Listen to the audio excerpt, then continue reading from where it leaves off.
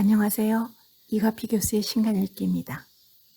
오늘 함께 나눌 책의 제목은 여자아이의 뇌, 아리타 히데오즈음, 이소담 옮김, 유노 라이프에서 23년 7월 31일에 발행하였습니다. 저자는 도쿄대학 의학부를 졸업하고 세로토닌 연구의 1인자이자 뇌 생리학자입니다. 이 책을 선택한 이유는 딸로 태어난 엄마조차도 딸이 힘들 때 뇌과학으로 여자아이의 마음 들여다보기라는 부제에 끌렸습니다. 딸의 기분을 도대체 모르겠어. 딸에 대해서 어지간해선 다 안다고 믿었는데 언제부터 딸과 멀어졌다고 느끼는 엄마가 많습니다. 같은 여성이다 보니 남자아이를 키울 때처럼 잘 모르는 것도 아닌데 알 것 같으면서 도저히 모르겠는 딸아이의 마음.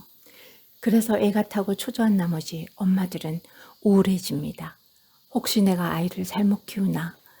왜 이런 일이 생길까요? 뇌과학 분야에서는 뇌가 마음에 미치는 영향을 상당히 명확하게 밝혀냈습니다.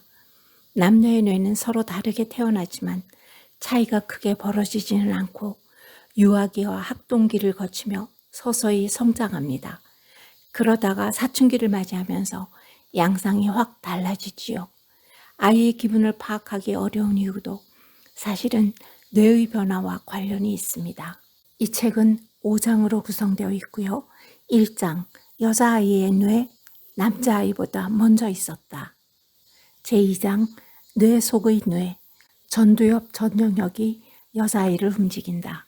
제3장, 딸을 이해하기 힘들 때 뇌를 알아야 하는 이유. 제4장, 여자아이의 의욕뇌, 집중뇌를 키우는 법. 제5장, 행복한 여자아이의 뇌는 이렇게 자란다. 제1장에서는 남자아이의 뇌와 여자아이의 뇌의 발달 상황과 차이를 이야기합니다.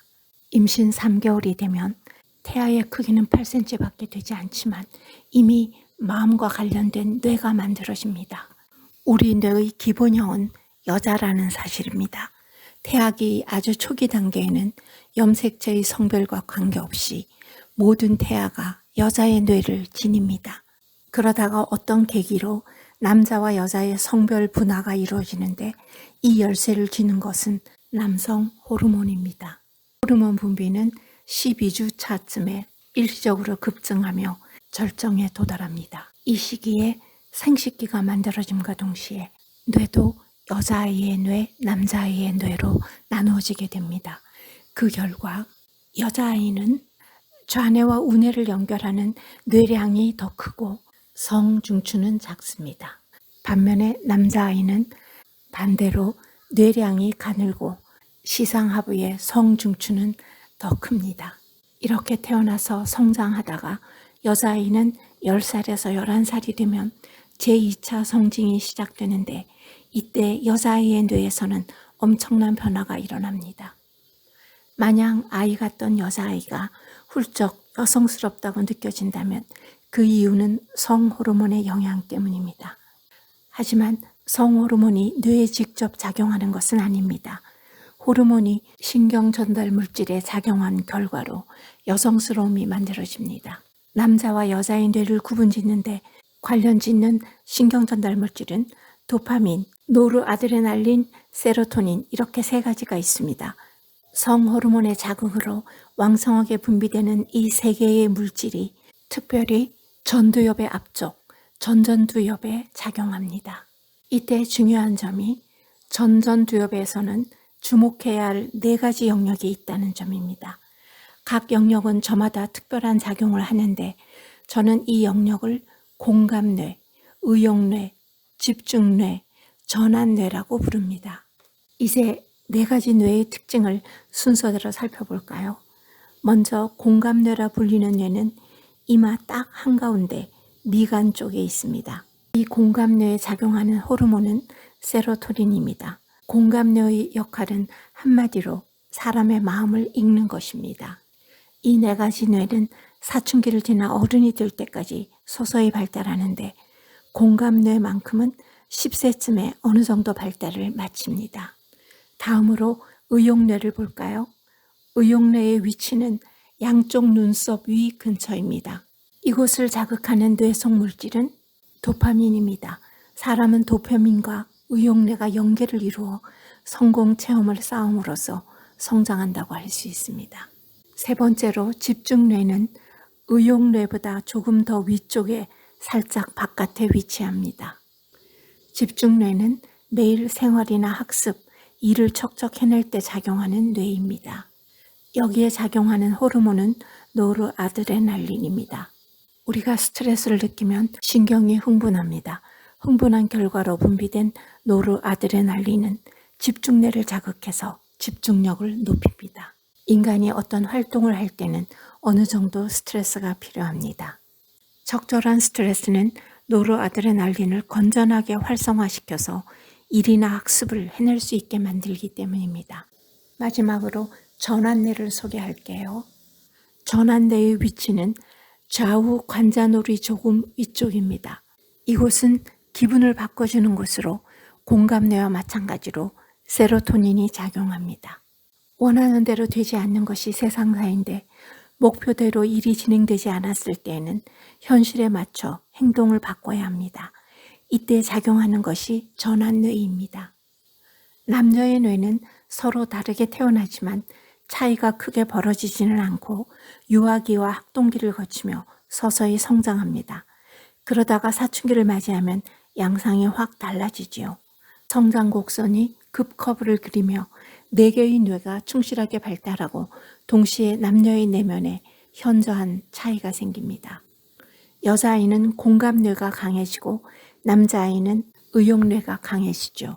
의욕뇌가 활발해진 남자아이는 도파민 효과로 에너지가 넘쳐나지요. 실제로 조사해보니 여자아이의 뇌가 마음의 발달 속도가 남자아이보다 더 빨랐습니다. 여자아이는 뇌 속에 세로토닌이 풍부하기에 무리에 속하기를 즐깁니다. 또 사춘기가 되면 외모에 관심을 기울이기도 하고 이성 때문에 마음을 아파하기도 합니다. 그런데 이때 전환뇌가 잘 작동하지 않으면 자기 자신에 대한 공격성이 피어나 우울증에 빠지기도 합니다. 이때 엄마의 지지와 적절한 대처가 필요합니다. 또한 사춘기에는 남자아이와 여자아이의 관계가 달라집니다. 4학년 때만 해도 남자아이와 같이 어울려 놀던 사이였는데 5학년부터는 갑자기 함부로 대하거나 아예 말을 주고받지 않는 일도 흔해집니다. 그러면서 어떤 특정한 남자아이를 좋아하게 되기도 합니다. 딸아이가 남자친구와 헤어져서 기분이 슬프다면 울고 싶은 만큼 마음껏 울어서 후련해지게 하면 됩니다. 여자아이의 공감뇌는 10세쯤에 생리학적 발달은 끝나고 그 뒤로 여자아이는 세로토닌의 활성화가 일어나면서 공감뇌가 더욱 발달하게 됩니다. 비언어 커뮤니케이션 능력이 뛰어나서 상대의 기분을 파악하거나 말의 이면을 잘 읽어냅니다. 여자아이의 반항은 공감뇌가 민감해졌기 때문에 생기는 당연한 일이므로 아이를 진심으로 대하고 원래 이때는 이런 법이지 하고 유연하게 넘겨야 합니다. 여자아이는 굳이 말하지 않아도 자신의 태도를 보고 기분을 알아차려 주기를 바랍니다. 부모는 섬세하게 마음을 눈치채는 기술이 필요합니다. 그러므로 여자아이의 행동과 기분을 이해할 때 유대가 중요합니다. 여자아이가 월경을 시작하면 월경 주기에 지배되어 감정 기복이 심해질 뿐만 아니라 뇌 기능 자체가 변화한다는 사실을 부모는 기억해야 합니다. 얼마 전까지만 해도 손을 잡고 걷던 딸이 말을 걸지 않고 멀리 떨어져서 걷습니다. 아빠한테서 냄새가 나 하는 말을 하기도 합니다. 아직 월경 주기에 몸이 익숙해지지 않은 사춘기는 특히 여자아이의 기분이 불안정해지기 쉬우니 한동안은 잘 생각하며 대하는 편이 좋습니다. 이때는 아빠의 태도에 반발도 생기는 시기입니다. 아빠에게는 한동안 순환의 나날이 이어질 것입니다. 그러나 대학생이 되고 나면 분명 다정다감한 딸로 돌아옵니다. 그때까지 아빠와 딸의 관계가 조금 서먹서먹해져도 절대 이상한 일은 아닙니다. 여자아이의 마음을 풍부하게 키우는 생활 습관은 세로토닌, 도파민, 노르아드레날린을 적절하게 자극하는 것인데요. 아이가 목적을 달성하면 뇌에서 도파민이 나와 기쁨을 느낍니다. 그러면 새롭게 다음 목표를 세우고 다시 이루기 위해서 노력합니다. 이때 칭찬은 좋은 사이클을 만듭니다. 목표를 스스로 정하도록 도와서 남이 시켜서 하는 감각을 없애줍니다. 스스로 하는 의욕적인 여자아이로 자랄 것입니다. 세로토닌을 활성화하는 방법은 첫째, 햇빛을 받는 것이다. 두 번째, 스킨십도 세로토닌을 활성화한다. 스킨십은 뇌의 영양분이 되고 치유하는 효과가 뛰어나다. 셋째, 균형 잡힌 식사도 중요하다. 체내에서 합성되지 않는 필수 아미노산 중 트립토판이 세로토닌의 재료이기에 식사하면서 섭취해야 한다. 부모는 아이의 성장을 살펴 어디까지 스스로 할 수 있는지 파악하고 할 수 있는 일은 아이가 스스로 하도록 시키고 가능하면 도우지 않는 것이 좋다. 아이를 사랑하는 부모라면 뭐든지 도와주는 것이 아니라 스스로 하게 해서 자기 일에 집중할 수 있는 아이로 키워야 하지 않을까요?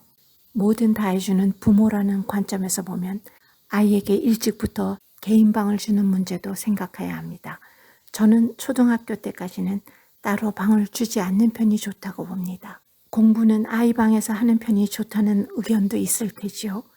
그런데 사실은 주변에 가족의 기척이 있거나 엄마가 부엌에서 일하는 생활 소음이 들리는 편이 적절한 스트레스를 느껴 공부에 더 집중할 수 있습니다. 혼자서 공부하기보다는 사람들이 있는 도서관에서 공부가 더 잘 되는 법과 같지요.